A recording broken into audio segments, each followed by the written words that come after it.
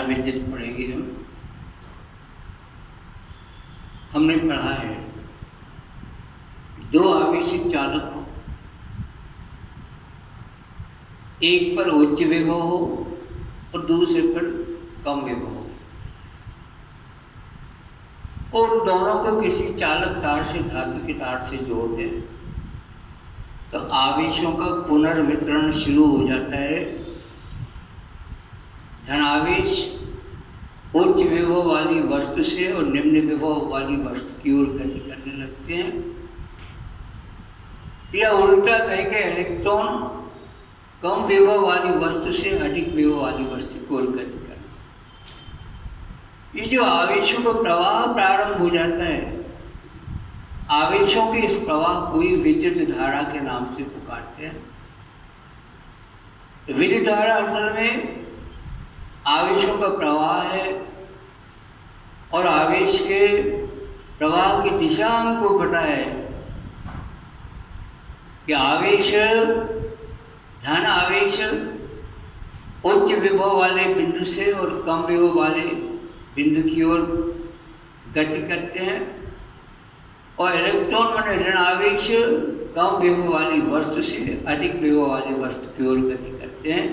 जैसा चित्र में है, ये और भी दो चालक हैं, चालक धातु के बने, और इनको एक सुचालक तार से चालक तार से धातु तार से जोड़ दिया गया है, जिस पर धन विभव और धन आवेश है। स्पष्ट रूप से इसका विभव अधिक है, और जिस पर ऋण आवेश है स्पष्ट रूप से इस पर विभव कम है।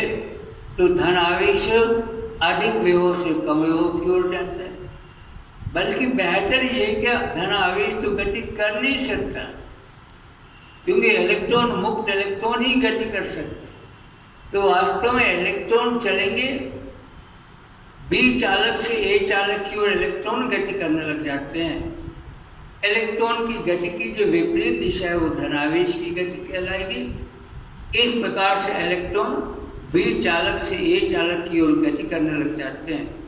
उल्टे शब्दों में कहें तो धन आवेश ए चालक से बी चालक की ओर गति करते हैं। ये आवेशों का प्रवाह, इस प्रवाह को धारा विद्युत के नाम से अपन पुकारेंगे, लेकिन इसको हम और अच्छे से परिभाषित कर लें। माना कि ए चालक से बी चालक की ओर क्यू आवेश जाते और टी समय में जाते हैं। ए से बी तक क्यू आवेश गति करते हैं टी समय में। ये जो चालक जिसमें से आवेश गति कर रहे हैं, तो टी समय में और क्यू आवेश गति करते हैं, तो एकांक समय में क्यू बटे टी आवेश गति करेंगे। एकांक समय में जितने आवेश इसके किसी अनुप्रस्थ क्षेत्रफल से गुजर रहे हैं, इस संख्या को विद्युत धारा कहते हैं, जिसे आई से प्रदर्शित करते हैं। तो आई बराबर क्यू बटे टी। तो फिर से देख लें अपन, एकांक समय में चालक के किसी पृष्ठीय क्षेत्रफल से, किसी अनुप्रस्थ क्षेत्रफल से जितने आवेश गति करते हैं, आवेश की संख्या को विद्युत धारा कहते हैं। टी समय में क्यू आवेश गति करते हैं, तो एकांक समय में क्यू बटे टी आवेश गति करेंगे। एकांक समय में किसी अनुप्रस्थ क्षेत्रफल से जितने आवेश गति करते हैं, इसे हम विद्युत धारा कहते हैं। आई से प्रदर्शित करते हैं, तो आई बराबर क्यू बटे टी। क्यू आवेश है जिसका मात्रक कूलाम होता है, टी समय है जिसका मात्रक सेकंड होता है। इस प्रकार से धारा का ऐसा ही मात्रक होता है, कूलाम प्रति सेकंड। इसे एम्पियर नाम के वैज्ञानिक के सम्मान में कैपिटल ए से व्यक्त कर देते हैं। तो धारा का आ जाएगा कूलाम प्रति सेकंड, या एम्पियर इसका मात्रक होता है। एम्पियर को मूल मात्रक भी मानते हैं, एम्पियर एक मूल मात्रक भी है। आई बराबर क्यू बटे टी, इसका मात्रक कूलाम प्रति सेकंड अथवा इसे एम्पियर भी कहते हैं। ये हमने धारा में, आवेश में और समय में संबंध पढ़ा। अब या आवेश में इलेक्ट्रॉनों की संख्या में, इसमें भी संबंध अपन ज्ञात करना चाहते हैं। एक इलेक्ट्रॉन के आवेश को सामान्य रूप से ई से प्रदर्शित करते हैं। एक इलेक्ट्रॉन का आवेश इसे ई से प्रदर्शित करते हैं। अगर n इलेक्ट्रॉन किसी क्षेत्रफल से प्रवाहित हुए हैं, किसी अनुप्रस्थ क्षेत्रफल से n इलेक्ट्रॉन प्रवाहित हुए, तो n इलेक्ट्रॉन का आवेश ne हो जाएगा। इस n और e के गुणनफल को q से व्यक्त करें तो q बराबर ne, ये आवेश की संख्या में, ये आवेश में इलेक्ट्रॉनों की संख्या में और एक इलेक्ट्रॉन के आवेश में संबंध है। q बराबर ne, e एक इलेक्ट्रॉन का आवेश है जिसका मान 1.6 इंटू 10⁻⁻19 कूलाम होता है।